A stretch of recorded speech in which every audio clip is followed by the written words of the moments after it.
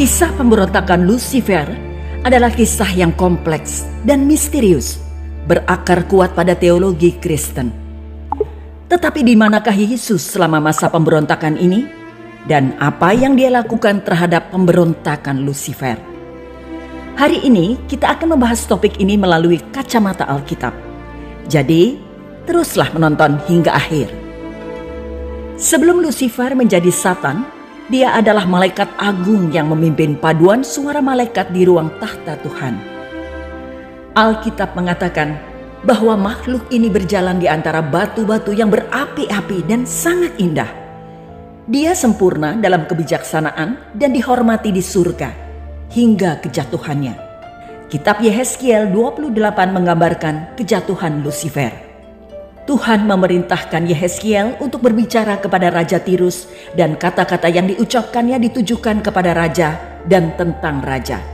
Namun, meskipun kata-kata tersebut sepertinya tentang bagaimana Tuhan memandang manusia ini, kata-kata tersebut tidak sepenuhnya cocok untuk menggambarkan dirinya atau manusia lainnya. Namun, kata-kata tersebut sangat cocok untuk menggambarkan kuasa di balik Raja Tirus, yaitu Satan. Dalam hermeneutika Ibrani, ini dikenal dengan istilah remes, yaitu level penafsiran terhadap teks suci menggunakan petunjuk alegoris atau melalui kiasan. Yehezkiel memulai dengan ratapan mengenai Pangeran Tirus. Namun memasuki ayat 12, dia disuruh meratapi Raja Tirus yang tidak dikenal. Deskripsi kemudian mengungkapkan bahwa raja ini mengacu pada Satan. Meskipun bukan istilah umum untuk Satan, Lucifer adalah istilah yang mengacu pada Satan. Siapakah sebenarnya Lucifer? Kata Ibrani, Helel, yang diterjemahkan Lucifer, memiliki arti bintang fajar atau yang bersinar. Yehezkiel menggambarkan Lucifer dengan berkata, "Kamu dahulunya meterai kesempurnaan, penuh kebijaksanaan dan sempurna dalam keindahan." Ayat 12. Ayat 13 dengan jelas mencatat identitas Lucifer. Kamu ada di Eden, taman Allah. Ayat 14 menambahkan, kamu adalah keruk penjaga yang diurapi. Hal ini menunjukkan bahwa Lucifer adalah pemimpin utama malaikat, mungkin malaikat tertinggi sebelum kejatuhannya. Ayat 15 menjelaskan, kamu tidak bercacat dalam segala jalanmu sejak hari kamu diciptakan, hingga kesalahan ditemukan di dalammu. Ayat 16 menambahkan bahwa Satan jatuh ke dalam dosa. Ayat 17 memberitahu kita bahwa dosanya disebabkan oleh kesombongan karena keindahannya. Allah berfirman, ke bumi kau kulempar. Ayat 17. Penghakiman Satan di masa depan dicatat di ayat 19. Akhir hidupmu mendahsyatkan dan lenyap selamanya engkau. Di sini kita mempunyai jawaban mengenai bagaimana dosa muncul dalam ciptaan. Diciptakan sebagai makhluk bebas, Lucifer memiliki kemampuan untuk memilih tindakannya.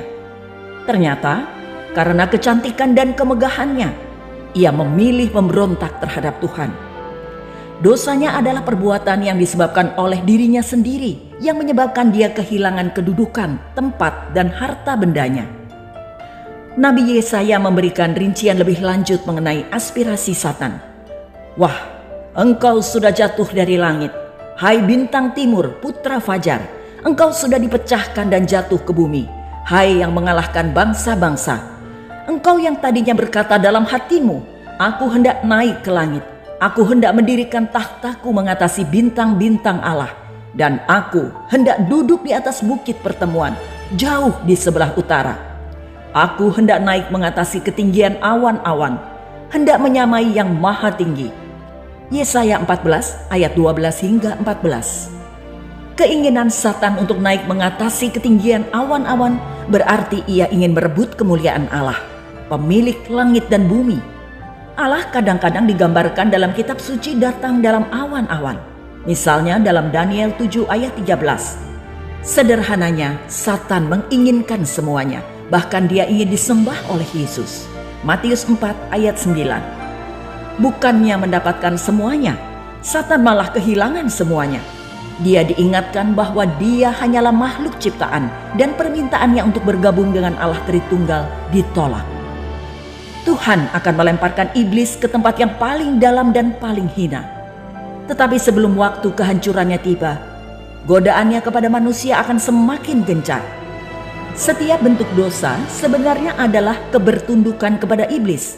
Kita mengikuti dia, meneladani dia, dan bertindak seperti dia akan bertindak.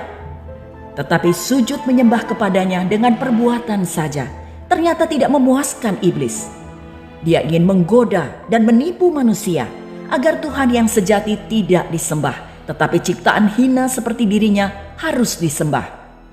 Inilah peperangan rohani yang dimaksudkan di dalam surat Paulus kepada jemaat di Efesus 6 ayat 12. Kita tidak berada di dalam kuasa netral. Entah kita sujud atau tunduk kepada Allah dan kerajaannya, atau kita tunduk kepada kuasa dunia ini yang dibaliknya adalah iblis. Injil Yohanes pasal 1 menyatakan bahwa pada awalnya adalah firman, dan firman itu bersama Allah, dan firman itu adalah Allah. Dia bersama Allah pada awalnya, dan melalui dia segala sesuatu tercipta. Tanpa dia, tidak ada yang diciptakan dari yang telah diciptakan.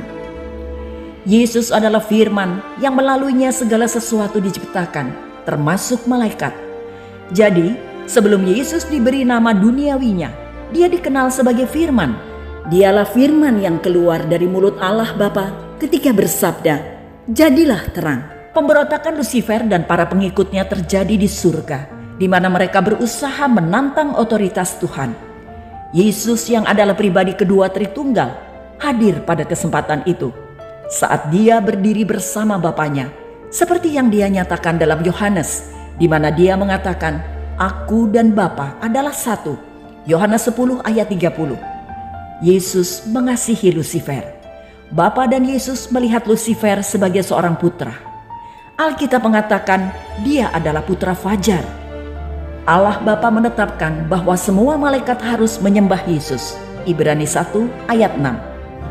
Seorang penyair Inggris terkenal John Milton dalam puisi epik Paradise Lost menggambarkan ketidakrelaan Lusifer menyembah Yesus mengakibatkan kosmik drama, kejatuhan dan penyelamatan yang berlangsung di dalam sejarah. Di antara para malaikat terdapat satu penghulu malaikat menolak menyembah Yesus. Allah menyebutnya iblis. Sejak saat itu, Lusifer tidak lagi menjabat sebagai penghulu malaikat. Dia disebut iblis, bukan karena dia melakukan banyak kejahatan, melainkan hanya melakukan satu perkara, yaitu menghalangi kehendak Allah. Kepada murid-muridnya Yesus mengklaim dia menyaksikan peristiwa kejatuhan iblis. "Aku melihat iblis jatuh seperti kilat dari langit." Lukas 10 ayat 18. Jika Yesus hadir pada saat pemberontakan itu, mengapa dia diam saja? Mengapa dia tidak bertindak dengan memusnahkan iblis begitu saja? Bukankah dia mempunyai hak dan kuasa untuk melakukan hal ini? Sebenarnya Yesus tidak diam saja. Wahyu 20 ayat 10 mengatakan dia akan melakukannya suatu hari nanti. Mengapa Yesus tidak membuangnya ke dalam lautan api sehari setelah dia memberontak? Mengapa membiarkan dia mengamuk di antara umat manusia selama berabad-abad?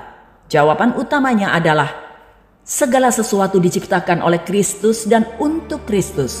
Kolose 1 ayat 16. Putra Allah, Yesus Kristus, pada akhirnya akan lebih dihormati karena dia mengalahkan iblis melalui kesabaran, kerendahan hati, pengabdian, penderitaan, dan kematian, bukan melalui kekuatan mentah. Dan semakin tinggi sang putra dihormati, semakin besar pula sukacita orang-orang yang mengasihi dia. Kemuliaan Kristus mencapai puncaknya dalam ketaatan pengorbanan salib, di mana Yesus menang atas iblis. Kolose 2 ayat 15. Pada saat-saat terakhirnya, Yesus berkata, "Sekarang anak manusia dipermuliakan dan Allah dipermuliakan di dalam dia." Yohanes 13 ayat 31. Paulus berkata, "Kami memberitakan Kristus yang disalibkan untuk mereka yang dipanggil." Kristus adalah kekuatan Allah dan hikmat Allah. 1 Korintus 1 ayat 23 hingga 24. Yesus berkata kepada Paulus tentang duri iblis di dalam daging Paulus, "Cukuplah kasih karuniaku bagimu, sebab justru dalam kelemahanlah kuasaku menjadi sempurna."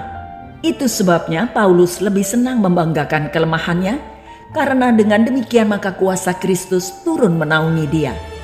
Pada akhirnya, setan dan segala penderitaan yang ditimbulkannya berfungsi untuk memperbesar kuasa, kebijaksanaan, kasih, rahmat, belas kasihan, kesabaran, dan murka Yesus Kristus. Kita tidak akan mengenal Yesus dalam kepenuhan kemuliaannya jika Dia tidak mengalahkan iblis dan setan dengan cara yang Dia lakukan. Firman Tuhan mengatakan bahwa hari pemulihan penuh akan tiba. Kutukan yang menimpa umat manusia dan bumi itu sendiri akan terhapuskan. Maka tidak akan ada lagi laknat.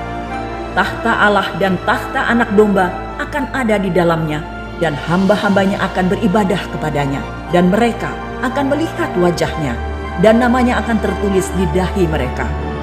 Dan malam tidak akan ada lagi di sana, dan mereka tidak memerlukan cahaya lampu dan cahaya matahari, sebab Tuhan Allah akan menerangi mereka, dan mereka akan memerintah sebagai raja sampai selama-lamanya.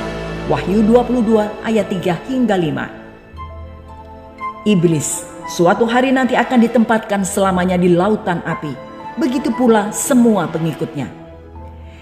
Dan setiap orang yang tidak ditemukan namanya tertulis di dalam kitab kehidupan itu, ia dilemparkan ke dalam lautan api itu.